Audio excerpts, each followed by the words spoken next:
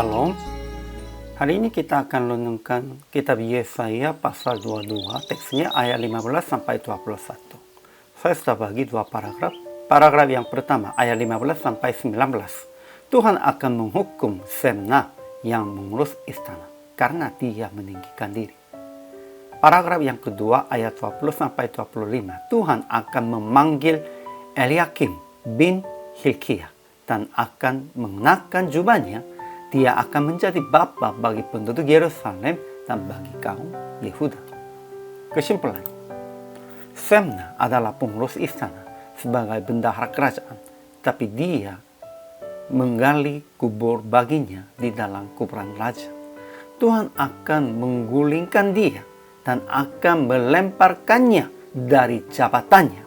Kemudian Eliakim bin Hilkiah akan mengenakan jubah Semna dan akan menggantikannya. Tertulis di dalam ayat 22, aku akan menaruh kunci rumah Daud ke atas bahunya.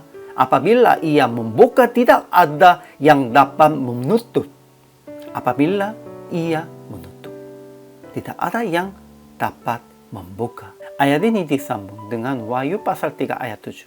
Dan Eliakim menjadi simbol tentang Yesus. Dia akan menjadi tugu karena Tuhan seperti gantungan yang dipasang kuat-kuat pada tembok yang kokoh, tetapi juga akan patah dan jatuh dalam rancangan Tuhan. Ajaran tentang Allahnya. Pertama, Tuhan berfirman akan membuang Semna seperti bola ke tanah yang luas. Sebab dia meninggikan diri, ia akan melemparkan Semna dari jabatannya dan dari pangkatnya.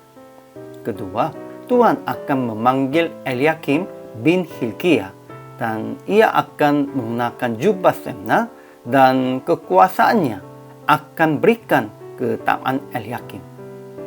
Ketiga, Tuhan akan menaruh kunci rumah Daud ke atas paha Eliakim. Apabila ia membuka, tidak ada yang dapat menutup. Apabila ia menutup, tidak ada yang dapat membuka. Ajaran tentang manusianya. Pertama, Semna yang mengurus istana menggali kubur baginya di kuburan raja sehingga dia dihukum oleh Tuhan. Kedua, Eliakim bin Hilkiah akan menjadi bapa bagi penduduk Yerusalem dan bagi kaum Yehuda di dalam rencana Tuhan, dan dia dapat kunci rumah Daud. Ketiga, namun Eliakim adalah hanya sebagai simbol tentang Yesus sehingga akhirnya dia juga akan patah dan jatuh. Aplikasinya. Pertama, jangan memakai kuasa dan kekuatan untuk dirinya sendiri dan untuk meninggikan diri. Kedua, menunggu sampai Tuhan memanggil dan mendirikan sebagai pengurus Tuhan.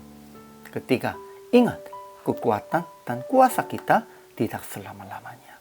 Semuanya ada batasan. Jadi prakteknya, tetap memelihara jemaat dan sesama. Pakailah kekuatan dan benda harta untuk orang-orang yang perlu bantuan. Janganlah memakai hanya untuk meninggikan diri. Janganlah memakai hanya menikmati untuk dirinya sendiri. Kita harus demikian itu. Hari ini juga, selama melayani, Tuhan Yesus memberkati.